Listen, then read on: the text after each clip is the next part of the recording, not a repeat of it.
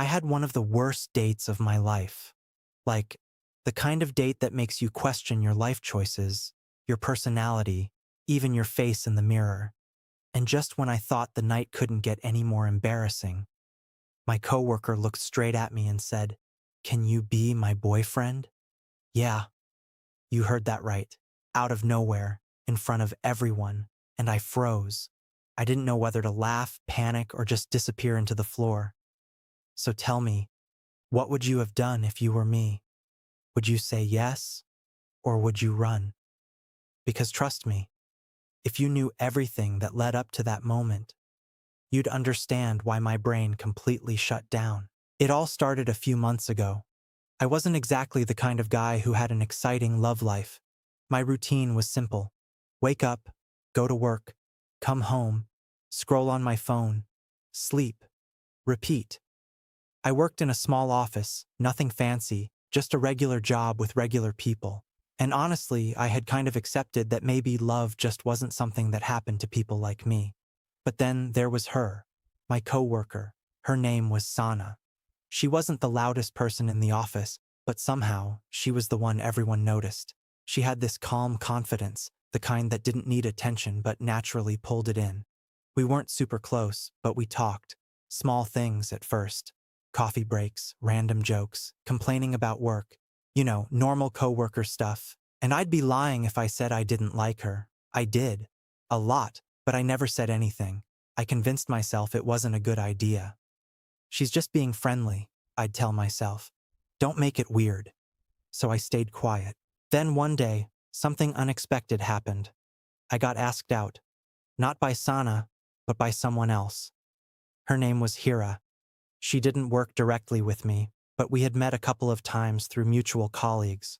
She was confident, outgoing, and very direct. The complete opposite of me. When she asked me out, I was honestly shocked. No one had ever been that straightforward with me before. And I thought, maybe this is my chance. Maybe I've been overthinking everything. Maybe I should just go for it. So I said yes. I told myself, this could be something good. I had no idea how wrong I was. The day of the date, I actually tried. I dressed better than usual, fixed my hair 3 times, even practiced conversations in my head like an idiot. I wanted it to go well. I wanted to prove to myself that I could actually do this. But the moment I met her, something felt off. At first, it was small things. She was late. Not just a few minutes, almost 40 minutes. And when she finally arrived, she didn't even apologize properly. She just laughed it off like it was nothing. I ignored it. Don't be negative, I told myself. But then it kept getting worse. She spent most of the time on her phone, like, literally most of the time. I'd be talking, trying to keep the conversation alive, and she'd just nod without even looking at me. At one point, she even started texting someone and smiling at her screen while I was sitting right there. I felt invisible. And then came the part that really hit me. She started talking about her type. Tall guys, rich guys, confident guys, guys who take charge. And I sat there, listening, realizing I didn't fit into any of those categories. Not even one. She didn't say it directly, but it was obvious. I wasn't what she wanted. So why was she even here? By the time the food arrived, I already wanted to leave. But I stayed, trying to be polite, trying to salvage something out of the situation. Then the bill came, and without hesitation, she just pushed it toward me and said, "You're paying, right?" No smile, no hesitation, just expectation. And in that moment, something inside me just sank. I paid. Of course I did. I didn't want to create a scene, but inside I felt stupid, used, embarrassed. When the date finally ended, she barely even said goodbye. Just a quick text me and she walked away. I stood there alone, staring at nothing, feeling like I had just wasted not only my money but my dignity. And the worst part? I had to go back to work the next day and pretend everything was normal. But apparently, it wasn't, because somehow, people found out. I don't know how. Maybe she told someone, maybe someone saw us. But by lunchtime, There were whispers, jokes, looks, and then Sana came up to me. She didn't laugh, she didn't tease, she just asked, "Are you okay?" And I don't know why, but that simple question hit me harder than everything else. I just nodded and said, "Yeah, I'm fine." But she didn't look convinced. The rest of the day felt heavy. I couldn't focus. I kept replaying the date in my head, thinking about every awkward moment, every mistake. And then, just when I thought the day couldn't get more uncomfortable, that moment happened. We were all gathered in the break area. A few coworkers, casual conversation, nothing serious. Someone made a joke about bad dates, and somehow it turned into people asking me about mine. I laughed it off at first, trying to act like it didn't bother me, but inside, it did. A lot. And then, out of nowhere, Sana stepped forward. She looked at me, right into my eyes, and said, "Can you be my boyfriend?" Everything went silent. Like, completely silent. I thought I misheard her. My brain literally couldn't process what she had just said.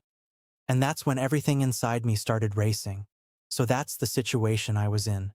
Standing there, in front of everyone, after the worst date of my life, and suddenly being asked something I had secretly dreamed about but never expected to hear like this. Before I tell you what I did next, I want you to be honest. If you were me in that moment, confused, embarrassed, caught completely off guard, what would you have done? Would you say yes immediately, or would you hesitate? Because I hesitated, not because I didn't want to say yes, but because I was scared. Scared it was a joke. Scared I was about to embarrass myself even more. But the way she was looking at me, it didn't feel like a joke. It felt real. So I took a deep breath, and I said, "Are you serious?" And she smiled. Not a teasing smile, not a mocking one, a soft, genuine smile. And she said, "Yes, I am." At that moment, I didn't care about anything else. Not the coworkers, not the whispers, not the embarrassment from the night before. All I knew was, this was my chance. So I said yes. And just like that, everything changed. The room exploded with reactions. Some people laughed, some clapped, some looked shocked. But I didn't care anymore. Because for the first time, I felt seen. After that, things moved slowly, but in a good way. It wasn't like those rushed, fake relationships you see. We talked more. We spent time together. And eventually, I asked her why she did it, why she chose that moment, and why me. And her answer stayed with me. She said, "Because I couldn't watch you feel like you weren't enough. You are. You just don't see it." That hit me harder than anything. All this time, I thought I wasn't good enough for someone like her, but she had been noticing me the whole time. The way I treated people, the way I listened, the way I stayed kind even when I was uncomfortable. Things I thought didn't matter, mattered to her. And slowly, I started seeing myself differently too. It's been months since that day now. And yeah, we're still together. And every time I think back to that terrible date, I realize something strange. If that date hadn't gone so badly, if I hadn't felt that low, maybe that moment would never have happened.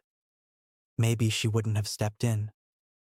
Maybe I would still be stuck thinking I wasn't enough. Sometimes, the worst moments lead to the best changes. And I guess that's what I learned. Not every rejection means you're not worthy. Sometimes, it just means you're in the wrong place, with the wrong person. So if you've ever felt like you're not enough, maybe you just haven't met the right person yet. If you made it this far, I want to know. Was I wrong for saying yes so quickly, or would you have done the same? And if you were on my side, don't forget to like this video, subscribe for more real and emotional stories like this, and share your thoughts in the comments. I read them all. I'll see you in the next story.